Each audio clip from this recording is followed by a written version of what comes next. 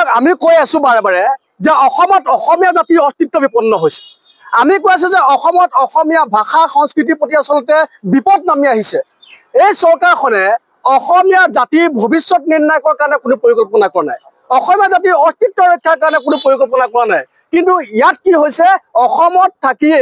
অসমত এতিয়া বিহাৰ দিৱস পাতিবৰ কাৰণে কিন্তু আয়োজন কৰিবলৈ লৈছে যি নেকি সময়ত অসমত অসম দিৱস আয়োজন কৰিবলৈ তেওঁলোকে কুণ্ঠাবোধ কৰে সেই সময়খিনিত তেওঁলোকে অসমত বিহাৰ দিৱস আয়োজন কৰিব ইয়াতকৈ আৰু মূৰ্খামিৰ কথা ইয়াতকৈ আৰু লজ্জাজনক কথা অসমবাসীৰ বাবে কি হ'ব পাৰে গতিকে আমি এটা কথা স্পষ্ট কৰি দিব খুজিছো অনুসূচিত জাতি ছাত্ৰ সন্থাৰ মজিয়াৰ পৰা যে এনেকুৱা ধৰণৰ যিবিলাক সিদ্ধান্ত এইবিলাক সিদ্ধান্তৰ পৰা আপোনালোক বিৰত থাকক আপোনালোকক স্পষ্ট কৰি ক'ব খুজিছো অসমত থাকিবলৈ হলে অসমৰ বায়ু অসমৰ মাটি অসমৰ ভাষা অসমৰ সংস্কৃতিৰ প্ৰতি আপোনালোকে আচলতে সংপৃক্ত হৈ থাকিব লাগিব আৰু আনুগত্য প্ৰকাশ কৰিব লাগিব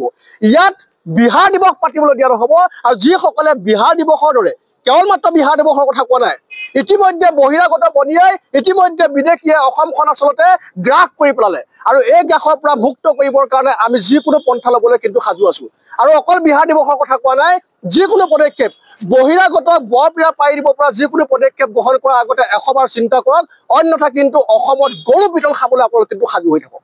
মাত্ৰ খিলঞ্জীয়া মানুহৰ প্ৰভুত্ব থাকিব লাগিব আধিপত্য থাকিব লাগিব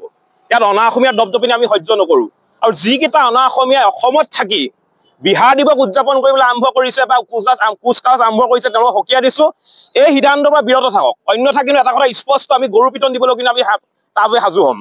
আৰু ইয়াত আমি দেখা পাইছো যে কেইটামান আমাৰ অসমীয়া হাৰুজান দিছে প্ৰাক্তন আপোনাৰ মন্ত্ৰী সঞ্জয় কিষাণ বিজেপি সভাপতি জিলা সভাপতি সম্পাদক আৰু এজন বিজেপি বিধায়ক আপোনাৰ গোটেই বিষয়টোৰ লগত হাৰুজান দি আমাৰ অসমৰ অস্তিত্ব কিন্তু তেওঁলোকে ধ্বংস কৰিবৰ কাৰণে আগবাঢ়ি আহিছে গতিকে এনেধৰণৰ জাতিৰো যিবিলাক দালাল আছে অসমত সোমাই তেওঁলোককো সকীয়া দিব বিচাৰিছো যে অসমত থাকিলে কেৱল মাত্ৰ অসম দিৱস পাতিব পাৰিব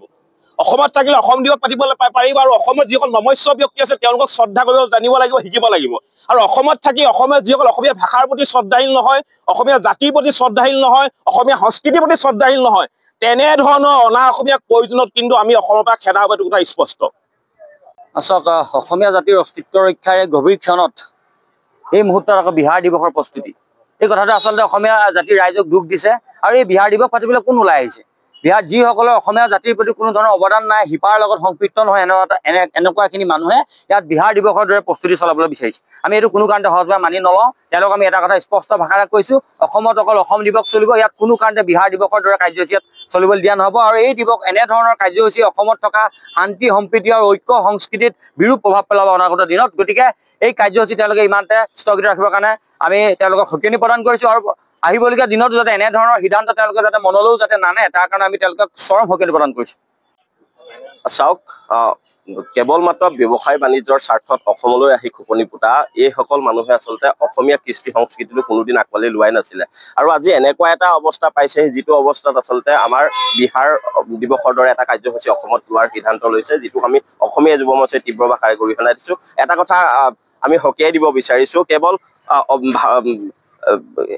কেৱল বিহাৰ দিৱস বুলিয়ে নহয় অসমৰ যিকোনো এটা প্ৰান্তত অসম বিৰোধী যিকোনো কাৰ্যকলাপ আচলতে কেতিয়াও সহ্য কৰা নহ'ব এয়া শেষ সকলোখিনি সময় থাকোঁতে যদি এইবোৰ বিৰত নাথাকে আমি অসমীয়া যুৱ মঞ্চই কিন্তু ইয়াৰ ওপৰত বিহিত ব্যৱস্থা ল'বলৈ বাধ্য হ'ম